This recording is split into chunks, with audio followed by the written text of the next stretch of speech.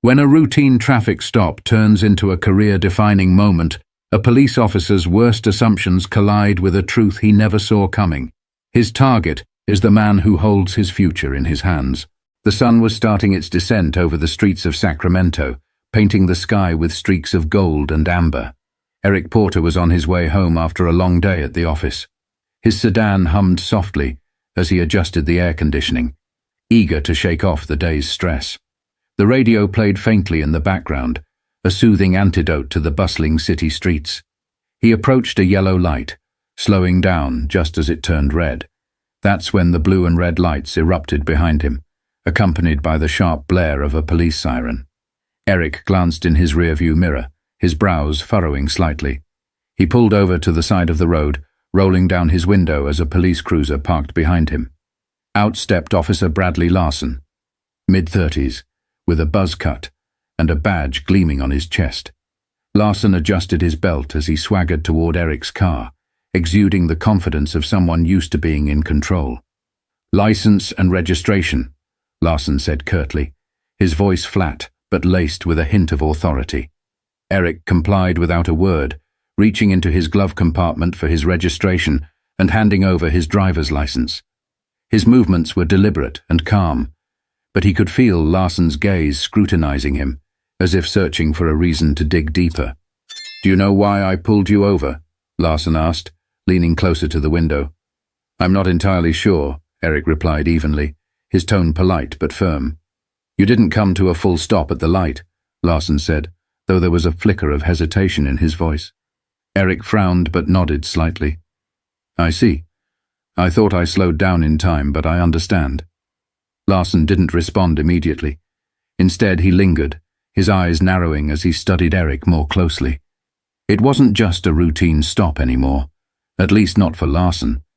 His posture shifted, subtly but noticeably, as if he had already decided this was more than a minor infraction. The officer glanced at the license in his hand. "You're not from around here, are you?" he asked. Eric hesitated for a fraction of a second before replying. "I moved here a few months ago. My address is on the license." But Larson wasn't really listening. His questions were starting to take on an edge, just enough to suggest that he wasn't concerned about a traffic violation anymore. Eric's calm demeanor seemed to irk him, and he leaned in closer. "Where were you headed in such a hurry?" "Just going home," Eric replied. His tone remained steady, but the subtle shift in the air was impossible to ignore. Larson didn't just see Eric as a driver anymore. He saw something else, something that warranted suspicion. Eric could sense the tension building, but he didn't flinch. Little did Officer Larson know the calm exterior wasn't naivety, it was control. This was just the beginning. Larson took a step back, folding Eric's documents with an exaggerated slowness before tucking them into his chest pocket. He straightened up, his expression shifting into something faintly smug, as though he'd already made up his mind about the man sitting in front of him. "Step out of the car for me," Larson ordered. Eric's grip on the steering wheel tightened briefly, but his face betrayed no reaction. "Is there a specific reason for that, officer?" he asked, his tone measured. Larson's lips twitched, but he masked it quickly. "I asked you to step out of the car. You don't want to make this harder than it has to be."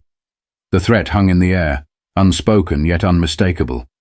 Eric exhaled slowly and opened the door. As he stepped out, Larson's eyes flicked over him, sizing him up. Eric stood a little taller than the officer, his shoulders broad, but his demeanor unthreatening. His tailored suit suggested professionalism. His polished shoes hinted at someone meticulous and careful.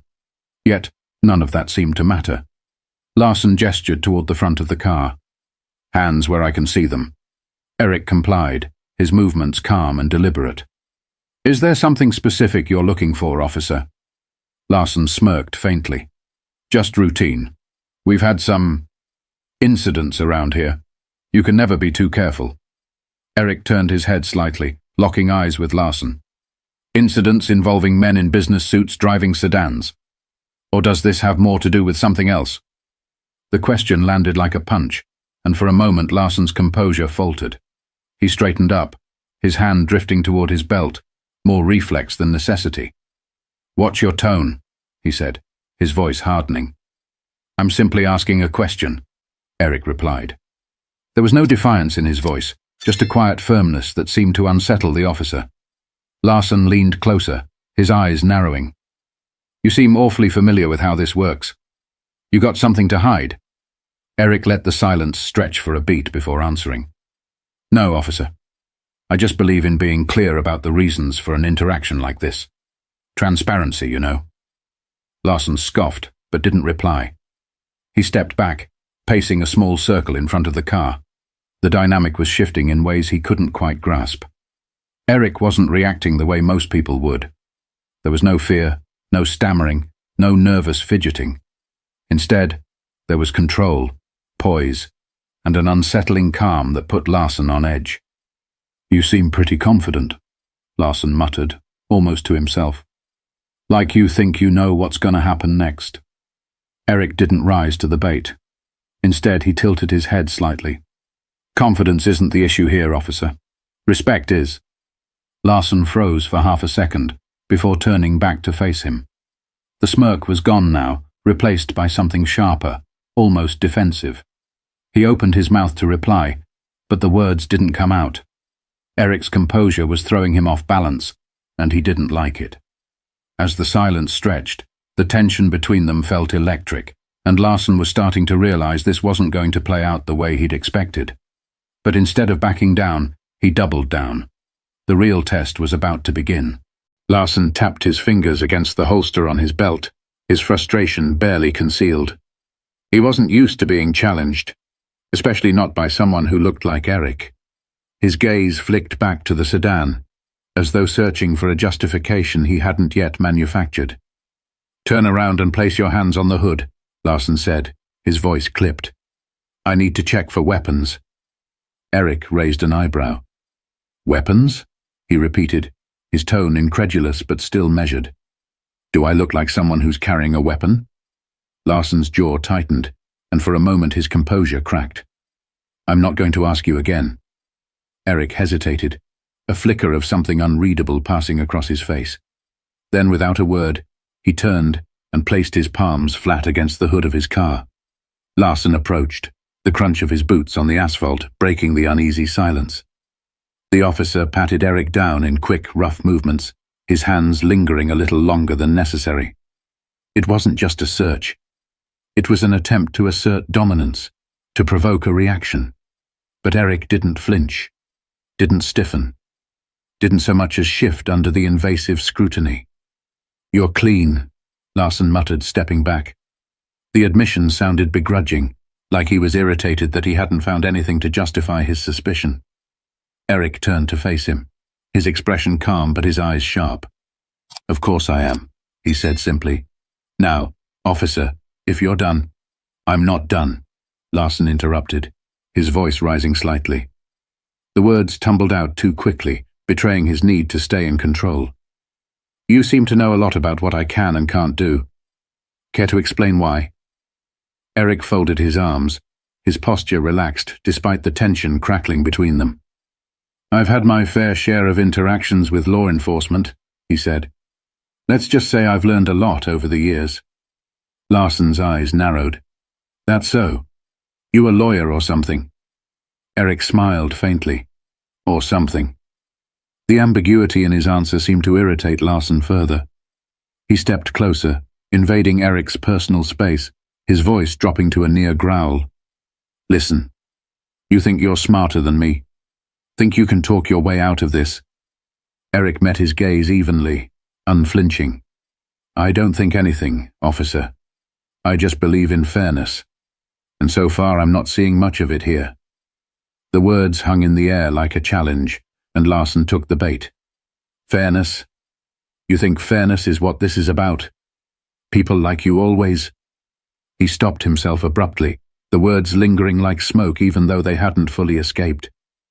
Eric's expression didn't change, but something about his posture shifted, a subtle but unmistakable signal that he'd caught exactly what Larson had left unsaid.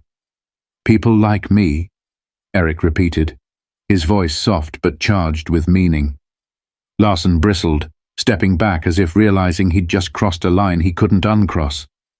You know what I mean, he muttered, though his tone lacked the conviction it had moments earlier. "I think I do," Eric replied quietly. His calmness wasn't passive anymore. It was razor-sharp, cutting through the pretense like a blade. "And I think we both know this interaction stopped being about a traffic violation a long time ago." Larson opened his mouth to respond, but the words didn't come. For the first time he looked uncertain, like he wasn't entirely sure how to proceed. The balance of power was shifting, and for the first time, Larson was on shaky ground. But the moment of reckoning was still to come, and it would be one he'd never forget. Eric's voice broke the heavy silence, steady and unyielding. "Officer, I think it's time you know who I am." Larson's brows knitted, his irritation resurfacing. "I don't care who you are," he shot back, though the faint crack in his tone suggested otherwise. Eric reached into his pocket, his movements slow and deliberate. "I'm reaching for my badge," he said calmly, watching Larson's hand twitch near his holster. "No need for theatrics. I want you to see it." The words hung in the air, weighted with something unspoken. Larson's eyes followed Eric's hand as he pulled out a leather wallet and flipped it open, revealing a gleaming badge. "Eric Porter," Eric said, his tone as casual as if he were introducing himself to a neighbor. "Head of Internal Affairs, Sacramento Division." Larson froze. His eyes darted to the badge, then back to Eric's face, searching for some sign that this was a joke. But there was no humor in Eric's expression, only quiet authority and a hint of disappointment.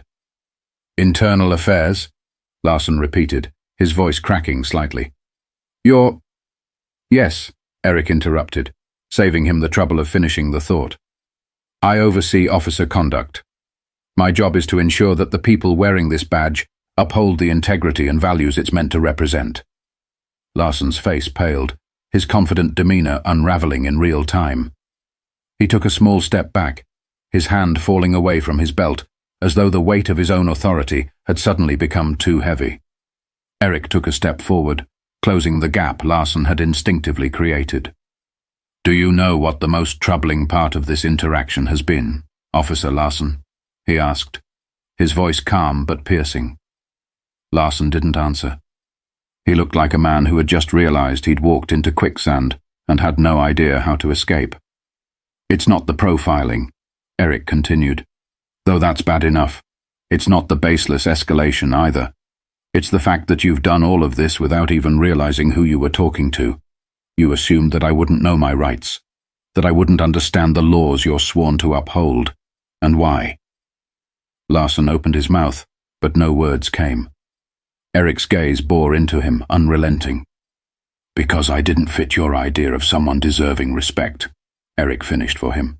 His words weren't angry, but they carried the weight of an indictment. "And that's not just a problem for me, officer. That's a problem for everyone you encounter in this uniform."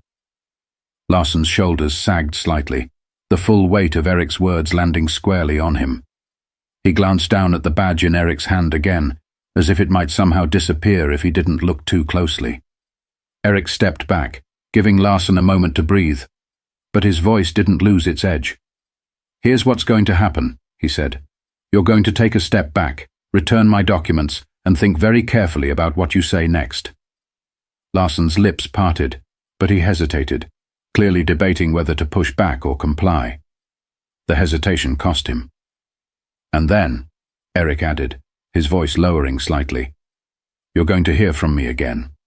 Not as a driver you stopped on the side of the road, but as the man tasked with deciding whether you're fit to wear that badge." Larson swallowed hard, his face reddening as the weight of the moment sank in.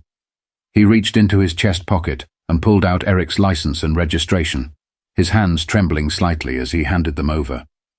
Eric took them without a word, tucking them into his wallet. He stepped toward the driver's side door of his car, pausing with one hand on the handle. He looked over his shoulder, meeting Larson's gaze one last time. "Remember this, Officer Larson," Eric said. "The badge doesn't make you better than anyone. It makes you accountable to everyone." As Eric slid back into his car and started the engine, Larson was left standing in the fading light, his confidence shaken and his future uncertain. But for Eric, this was far from over. His next move would ripple through the entire department. The drive home was quiet, but Eric's mind was anything but. The encounter played over in his head, not because it was unique, but because it wasn't. Larson wasn't the first officer Eric had dealt with like this, and he knew he wouldn't be the last. But this time, things would be different. This time, Eric had the authority to act. The next morning, Eric sat at his desk, the early sunlight streaming through the blinds of his office at the Sacramento Police Department's Internal Affairs Division. A file sat open in front of him. Officer Bradley Larson. His record wasn't spotless. Minor complaints of unprofessional conduct, excessive stops, and vague misunderstandings that had never been properly addressed. Eric leaned back in his chair, his fingers steepled as he thought about the broader implications. Larson wasn't an anomaly. He was a symptom of a deeper problem, and Eric wasn't interested in putting a bandage on a bullet wound. A knock on his office door interrupted his thoughts. His assistant Linda stepped in, holding a stack of reports. "Morning, Mr. Porter. I've got the summary on last month's misconduct cases. Also, Chief Daniels wanted me to remind you about the department review next week." Eric nodded, taking the files from her. "Thanks, Linda. Can you also schedule a meeting with Chief Daniels for this afternoon? There's something I need to discuss with him." Linda hesitated, sensing the weight in Eric's tone. "Of course," she said, before slipping out of the room. Eric turned his attention back to Larson's file, but his focus wasn't just on the officer. This was bigger than one man and one interaction. It was about the culture that allowed someone like Larson to feel justified in his behavior. And if there was one thing Eric knew, it was that culture started at the top. Later that afternoon, Eric sat across from Chief Daniels in a conference room. Daniels, a seasoned veteran with salt and pepper hair and a no-nonsense demeanor, leaned back in his chair, listening intently as Eric recounted the traffic stop. "I could have written it off as just another bad interaction," Eric said, his voice steady but resolute. "But that would have been a mistake. Larson's behavior isn't an isolated incident. It's a reflection of how much work we still have to do." Daniels rubbed his temples, exhaling slowly. "This isn't the first time Larson's name has come up," he admitted. "But we've always handled it internally. Quietly." "And that's the problem," Eric replied. "Quiet doesn't fix anything. Quiet lets it keep happening. It's time to be loud." Daniels looked at him. The weight of the conversation etched into his face. "What are you proposing?" "A department-wide review," Eric said without hesitation. "Not just of individual officers, but of our training, our protocols, our accountability systems. We can't keep sweeping this under the rug. If we don't hold ourselves to a higher standard, how can we expect the community to trust us?" Daniels leaned forward, his hands clasped on the table. "You're going to ruffle some feathers with this." "Good," Eric said simply. "It's about time someone did." The following weeks were a whirlwind of meetings, interviews, and reports. Eric worked tirelessly, compiling data, speaking with officers, and holding public forums to hear directly from the community. The Larson incident became a catalyst for change, a turning point that forced the department to confront its flaws head-on. Larson, for his part, faced an internal hearing. Eric made no secret of his involvement, sitting across from Larson during the proceedings and watching as the officer squirmed under the scrutiny. The hearing resulted in a suspension, but Eric knew the real victory wasn't in punishing Larson. It was in preventing the next Larson. Months later, Eric stood at the podium of a community event, addressing a room full of officers, city officials, and local residents. He spoke not of blame, but of responsibility, of the shared duty to create a system that worked for everyone. His words weren't just a call for accountability. They were a promise of change. "Justice isn't just about catching the bad guys," Eric said, his voice resonating through the hall. "It's about making sure the people sworn to protect and serve do so with integrity, fairness, and respect for everyone they encounter. That's the badge I believe in, and that's the badge we're building here, together." The applause was thunderous, but Eric didn't linger on it. For him, this wasn't the end of the story. It was the beginning of a better one. As Eric stepped down from the podium, he glanced at the faces in the crowd, some skeptical, some hopeful, but all listening. He knew change wouldn't come overnight, but it would come. And for now, that was enough. If this story resonated with you, share it with someone who needs to hear it. Let's start the conversations that matter, the ones that lead to change. Subscribe to our channel for more stories like this, stories that challenge us, inspire us, and remind us of what we're capable of when we stand for what's right.